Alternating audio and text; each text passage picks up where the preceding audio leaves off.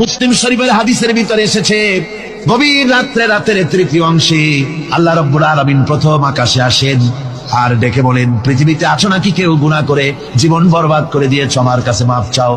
ঋণগ্রস্ত আছো, অসুস্থ আছো, অপমানিত আছো, কে আছো মাজলুম, আমাকে ডাকো, আমার কাছে বলো, আমি ডাকে সাড়া দেব, জীবনের আশা পূরণ করে দেব। ওই সময় যেই সমস্ত লোকেরা কাঁদে তাহাজ্জুদের নামাজ পড়ে, আল্লাহ জিজ্ঞেস করেন ফেরেশতারা, অমুক অমুক দেশ অমুক অমুক বান্দারা কাঁদে কেন? ফেরেশতারা বলে, রব্বুল আলামিন তুমি তো ভালো করে জানো। আল্লাহ বলেন, জানি, তবুও তোমাদের মুখে শুনতে চাই।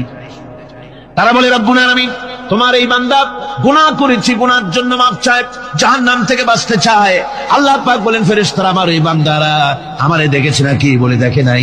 বলে আমার দোজখ দেখেছে নাকি? বলে না, তাও দেখে নাই। আমার বেহেশত দেখেছে নাকি? বলে না, তাও দেখে নাই।